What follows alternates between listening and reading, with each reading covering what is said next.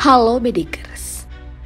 Meskipun telah diberikan pelatihan dengan baik, namun masih terdapat prajurit yang memilih untuk melakukan pengkhianatan terhadap Negara Kesatuan Republik Indonesia.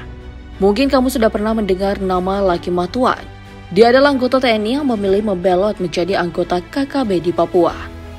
Lantas, setelah beberapa tahun berlalu, kira-kira seperti apa nasib dan kabar terbaru Lucky Matuan, sang pembelot NKRI di tahun 2023 ini? Mari kita bongkar. Baik kita oleh sana Tadi saya sudah sampaikan Pak Distri, masih tidak boleh. Karena Pak Bupati kemarin tadi tidak boleh kalah. Beredar kabar di tengah masyarakat bahwa KKB alias kelompok kriminal bersenjata di Papua ternyata terus mengembangkan ambisinya untuk memerangi aparat TNI dan Polri. Teriakan Papua Merdeka masih terus lantang terdengar. Bahkan terkadang ada yang disertai tindakan-tindakan kriminal. Para prajurit TNI yang ditugaskan di tanah Papua sepertinya tidak bisa tidur nyenyak. Hari demi hari, mereka terus melakukan pengerjaan terhadap KKB Papua. Di sisi lain, pihak KKB juga terus bertekad untuk menumpas prajurit TNI Polri dari tanah kelahiran mereka.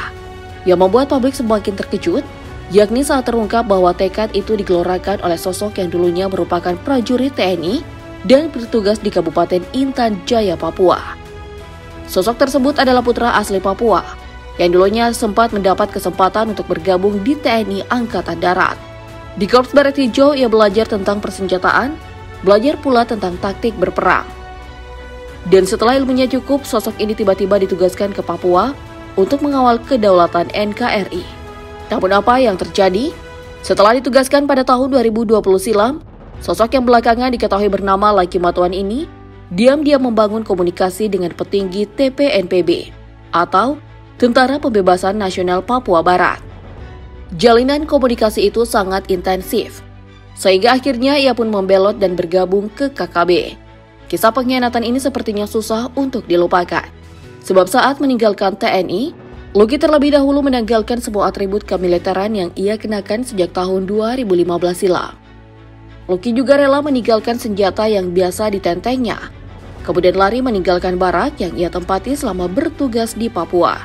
Berdasarkan informasi yang beredar, ternyata Lucky Matuan tega melakukan pembelotan itu setelah terlebih dahulu menghubungi anggota KKB yang diduga sebagai keluarga dan teman-temannya. Ini menandakan bahwa TNI hanya jadi batu loncatan sebelum ia bergabung dengan KKB. Dalam kesehariannya, Lucky mungkin terlihat membela NKRI, tapi dalam hati ternyata ia mendukung KKB. TNI hanya sebagai tempat bagi Lucky untuk belajar, agar ilmu yang diperoleh bisa diterapkannya di KKB. Sosok Lucky sendiri diketahui merupakan seorang pria yang lahir dan besar di Wamena, Papua. Pria kelahiran tahun 1996 ini memiliki nama lengkap Lucky Y. Matuan. Di keluarga dan teman-temannya, ia biasa juga disapa Luckius. Lucky Matuan mulai diterima di Korps Baret Hijau sejak tahun 2015. Di Matra Angkatan Darat, Luckius merupakan anggota Batalion Infanteri UNF 410 Alugoro yang berada di bawah kendali Komando Resor Militer 073 Makutarama dengan pangkat terakhir prajurit 1 atau yang biasa disingkat Pratu. Lucky Matuan sempat ditugaskan ke Kabupaten Intan Jaya, Papua di bawah bantuan kendali operasi Yonif Rider 400 Banteng Riders, Jawa Tengah. Luckius mulai bertugas di Papua sejak Agustus 2020 hingga dikabarkan menghilang pada Februari 2021. Sejak saat itu, Luckius langsung dipecat dari Kesatuan TNI Angkatan Darat, sebab beredar kabar burung yang mengatakan bahwa Lucky bergabung dengan KKB sebagai mata-mata TNI. Namun kenyataannya, pria berusia 25 tahun tersebut mengikuti panggilan hatinya. Pihak Komando Distrik Militer 27 Cendrawasih juga membantah bahwa Luckius sengaja dikirim untuk menyusup ke dalam KKB. Sebaliknya, para aparat justru diterjunkan menelusuri hutan Papua untuk melakukan pencarian kepada sosok pengkhianat tersebut. Kini setelah membelot dan masuk daftar anggota KKB Papua, Pratu Luckius pun dimasukkan daftar kelompok ekstremis. Status barunya tersebut membuat TNI Polri memberikan prioritas pencarian terhadap sosoknya. Ibarat mencari jarum di tumpukan jerami, mungkin begitulah istilah yang pantas untuk pencarian Lucky Matuan. Sudah 2 tahun lebih sejak ia meninggalkan barak secara sembunyi-sembunyi pada subuh hari. Dan sampai tahun 2023 ini, batang hidung Luckius belum juga terlihat. Beberapa saat yang lalu, sempat muncul kabar dari pihak KKB terkait sosok Lukius ini. Berdasarkan pemberitaan situs Kompas TV, pihak juru bicara Tentara Pembebasan Nasional Papua Barat yang bernama Sebi Sambom menyampaikan beberapa hal terkait Luki Matuan.